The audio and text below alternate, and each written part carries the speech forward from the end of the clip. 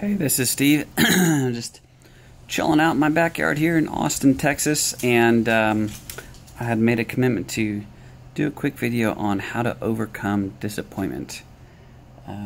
In life, it's one of those key skill sets that you just don't learn in school, and especially if you're an entrepreneur, it's a huge deal. But first of all, I want to discuss the concept that your ability to dream about a future that's better than your current reality is one of the main things that sets you apart from all the rest of God's creation. And the sad thing is, if you look at it, what portion of the public has totally given up on their future being any different than their current circumstances? It's pretty sad. So the question is if you're not actively believing and excited that your future is going to be different, then are you really believing in? Are you really living anymore? It's maybe not. But I'm thinking about my son Josh. Love him. Love having a boy. I remember when he was young, the first time he saw the Peter Pan movie, he was standing on maybe at the top of the steps or something, and he goes, "I can fly." And we're like, no, you can't fly. But he kept that dream alive. And a few years later, we'd moved to Fort Worth, and we had a big backyard with a swing set.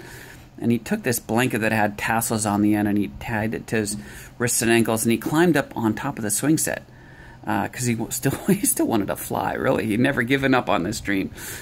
And he jumped off the swing set using the blanket as like a parachute, and it didn't work. Not a problem. He's still believing that he can fly, so he figures, you know what? The problem is that I wasn't high enough.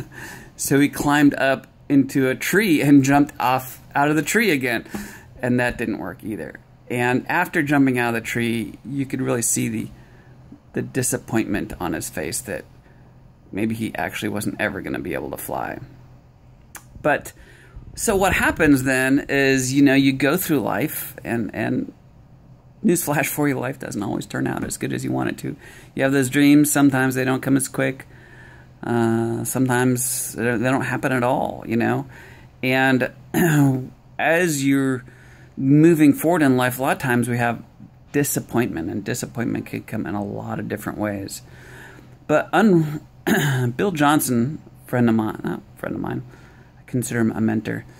Bill Johnson said, "Unresolved disappointment occupies a place in your heart that faith is supposed to occupy." And the way I describe it is like those little plastic things that you stick to the electrical sockets if you have little children, to prevent them from like sticking tweezers in the light sockets. Not that any children in my house have ever done that. But that's really what unresolved disappointment does. It gets attached in this place in your heart, and you can't reconnect faith in your heart. And the faith is what helps you believe that your future can be better than your present. And there's a couple key mistakes people make when they've dealt with disappointment.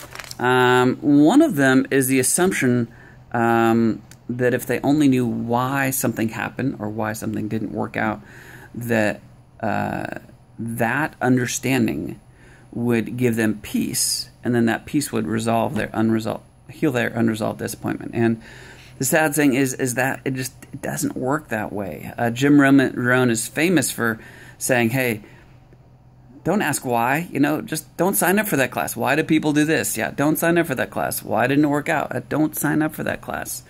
So first of all, what you've got to stop doing is stop going, "Why didn't that work out? Why didn't they do what they said they were going to do? Why did this company fail when I thought it would be around forever? Why am I not at such and such a level in my business yet?" It's like the big trap is that your brain is this amazing thing, and when you give it a job to do, it will go after it. So if you say, "Okay, why didn't this work out?" your brain goes, I'll come back with some answers for you. The problem is that those answers are very rarely accurate, and almost never helpful. Like, oh, the reason it didn't work out is you're a loser. Next question, right? The reason it didn't work out is everyone is flaky. The reason it didn't work out is life is unfair. I mean, it's like none of those things are really very helpful. And here's the other very interesting thing that I want to look into more, but there was a study that showed that people who have a real accurate grasp on reality, I mean, they know exactly how thing is, and they're totally accurate in their view of what's going on around them, they aren't typically as successful, and they don't live as long as the people who don't have maybe a more looser grasp of reality. And it's like those people who just like, they look clueless sometimes. You're like, how can you think that that's going to work out? And they just keep going for it. And shockingly, it works out for them.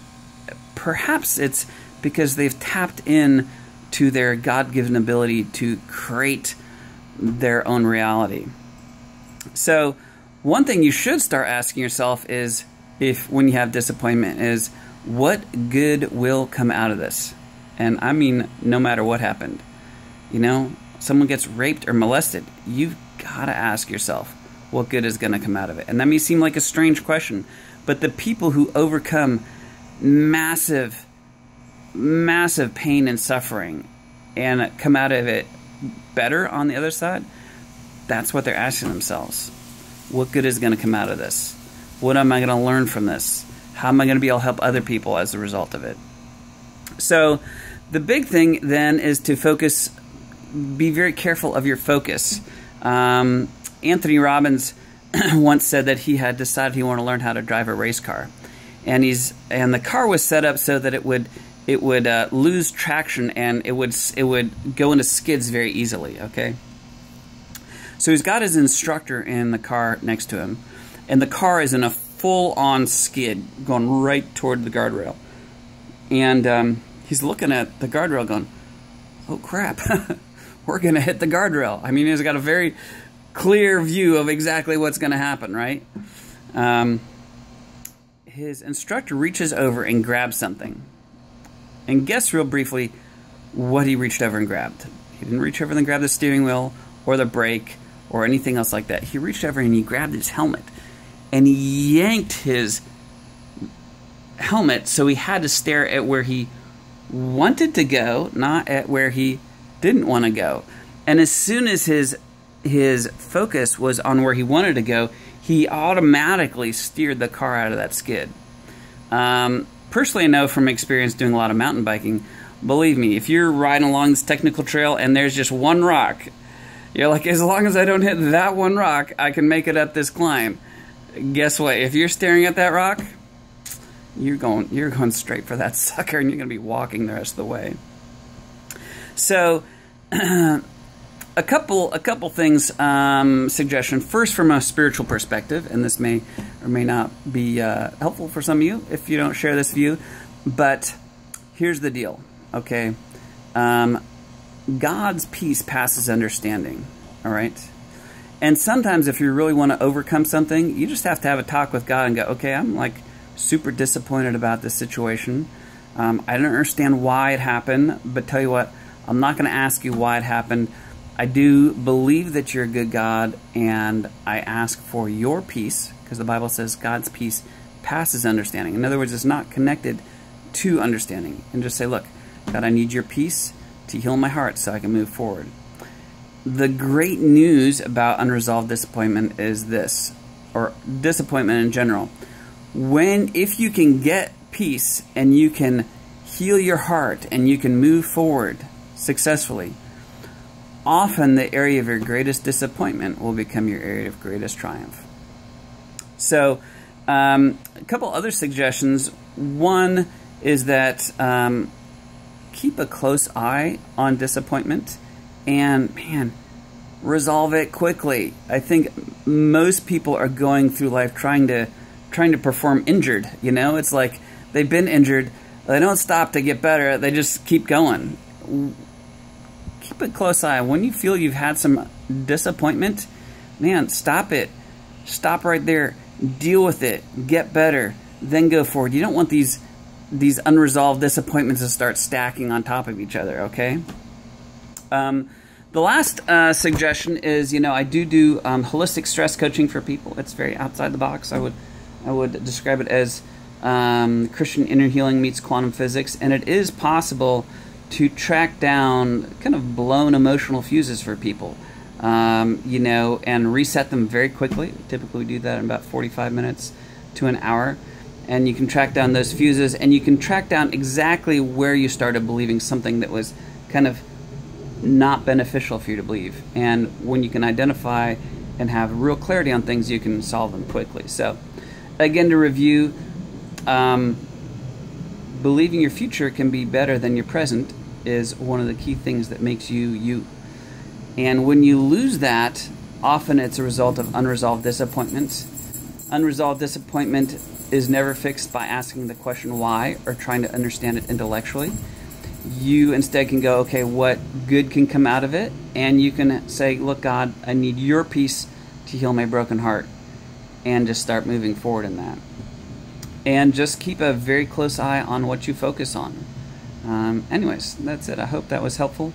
If it was, let us know in the comments. If you have any questions about what I just shared or any questions on coaching, let me know. Thanks.